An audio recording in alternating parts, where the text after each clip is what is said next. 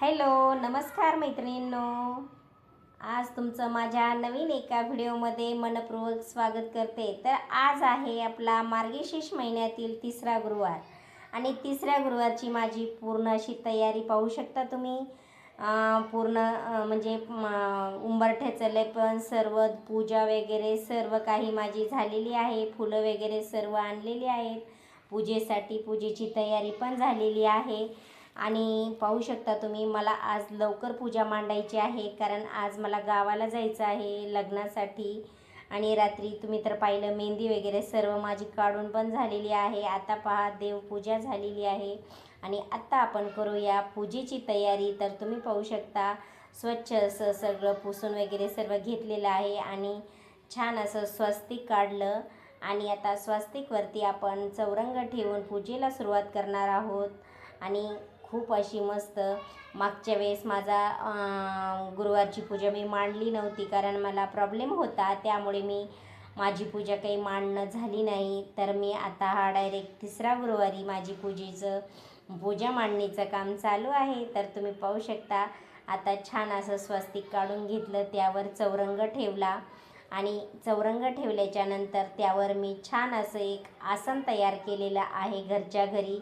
ते चौरंग आसन रंगोली मॅटचं, तर हे मी घातलेलं आहे आणि मी हे बनवलेलं तुम्ही मागं व्हिडिओ पाहिलाच असेल. आणि जे नवीन असेल त्यांना माहीत नसेल तर त्यांनी नक्की मागच्या व्हिडिओमध्ये जाऊन तुम्ही माझ्या चॅनलवर जाऊन पाहू शकता. आणि नवीन असेल तर माझ्या चॅनलला सबस्क्राईबरसुद्धा करा.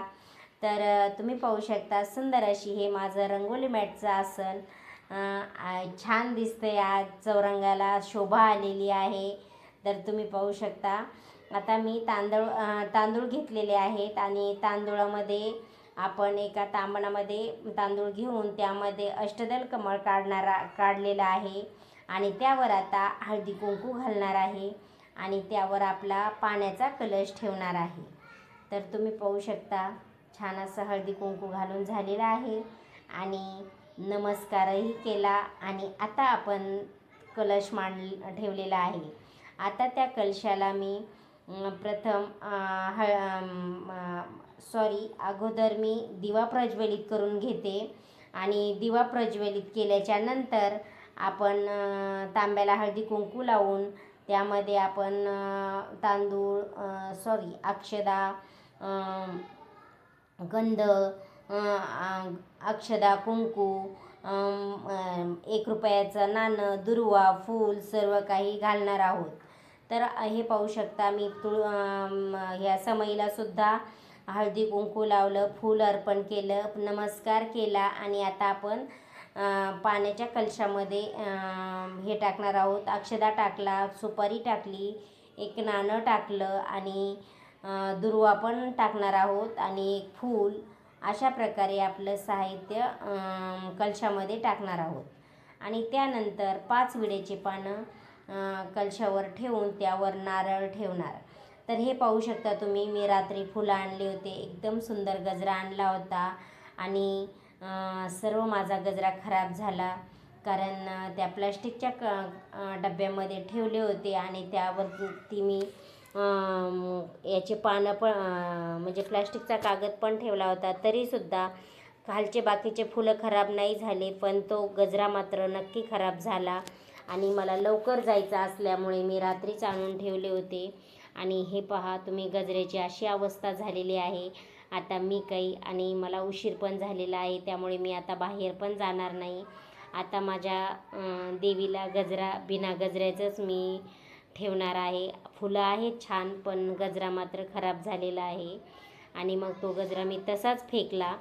कारण तुम्ही पण सांगा, तुम्ही फुलं कशी स्टोअर करून ठेवता. कारण मला तर माझा खराब झाला आणि हा माझा जुना मुखवटा आहे की जेणेकरून मी 4 ते 5 वर्ष झाले तो वापरत होते. तर आज म्हणलं तुम्हाला माझ्या त्या जुन्या मुखवट्याबद्दल पण थोडंसं हे करावं, म्हणून आज मी माझा पहिला मुखवटा आहे तो वापरला आहे पूजेसाठी. आणि आता मी कलशाला हळदी कुंकू लावून घेतलेलं आणि आपला तो जुनावाला मुखवटा मी तांब्यावर ठेवणार आहे आज. आणि नवीन एक साडी पण मी बनवलेली आहे, तुम्ही तो साडीचा व्हिडिओसुद्धा पाहिला असेल.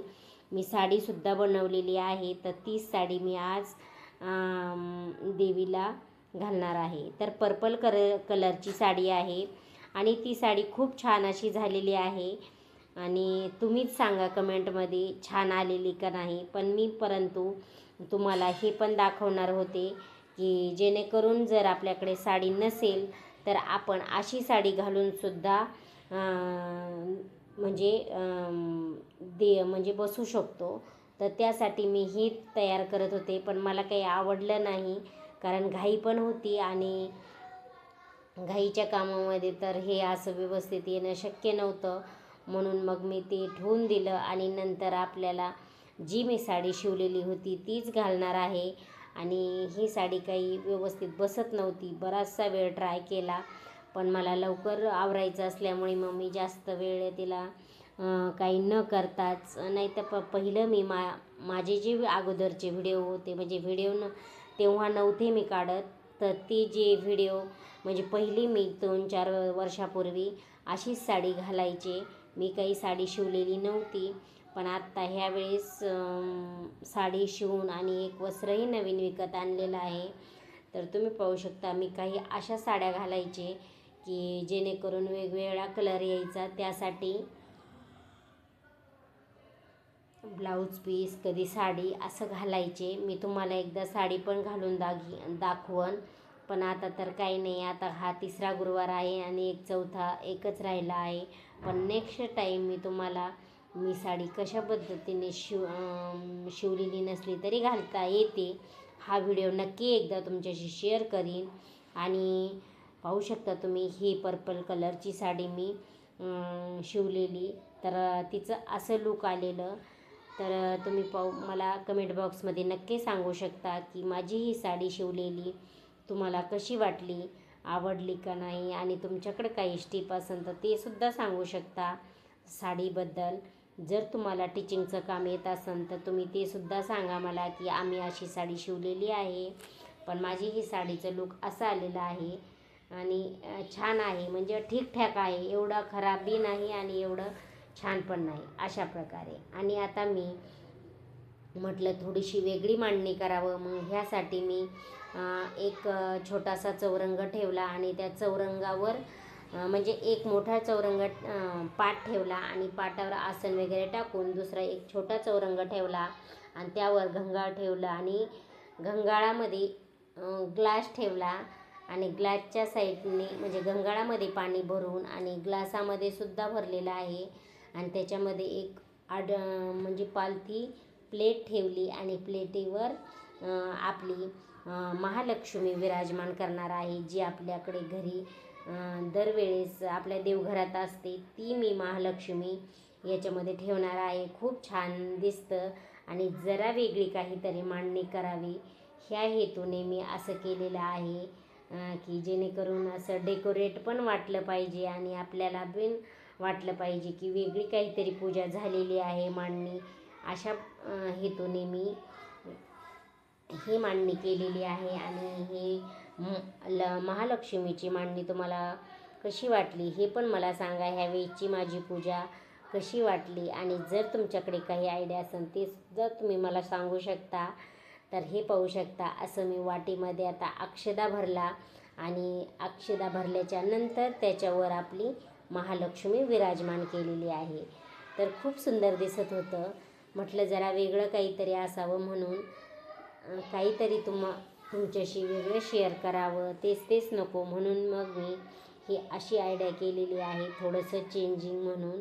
पण खूप सुंदर वाटत होतं.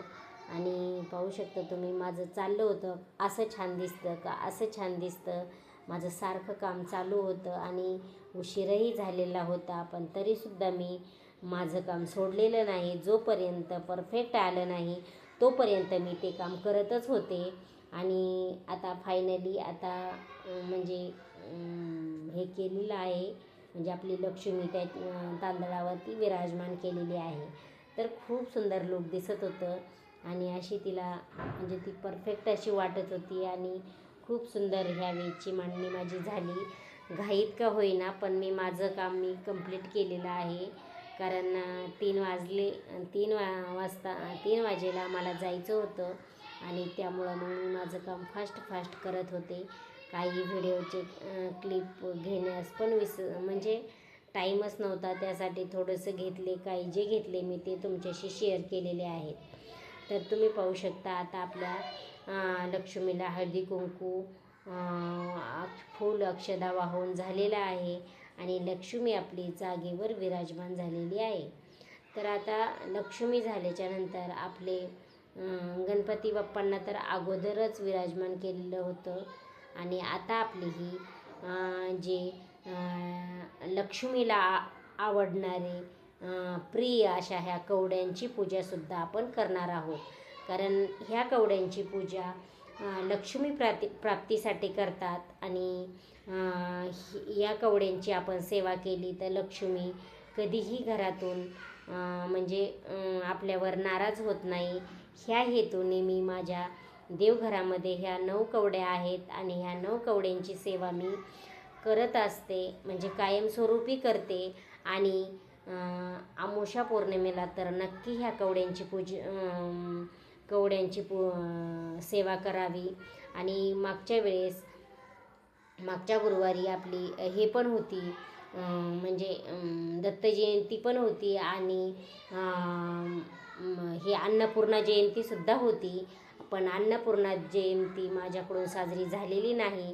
त्यासाठी मी आता पौर्णिमेला किंवा अमावास्याला अन्नपूर्णा मातेची पूजा करणार आहे आणि त्याचबरोबर गॅसची सुद्धा करणार आहे. कारण मार्गशीर्ष महिन्यामध्ये अन्नपूर्णा जयंती येते, त्यावेळेस अन्नपूर्णा जयंती साजरी करावी लागते. तर ह्यावेळेस दत्त जयंती आणि अन्नपूर्णा जयंती एकाच दिवशी आली होती आणि माझा प्रॉब्लेम असल्यामुळे मी पूजाही मांडली नाही आणि ती पण सेवा मी केलेली नाही. त्यासाठी मी अमावास्येला नाही तर पौर्णिमेला नक्की ती पण पूजा करणार आहे आणि तीही म्हणजे तोही व्हिडिओ मी तुमच्याशी शेअर करणार आहे. कशा पद्धतीने करायचा, म्हणजे जयंती कशा पद्धतीने साजरी करणार आहे मी, हा व्हिडिओसुद्धा मी तुमच्याशी शेअर करणार आहे.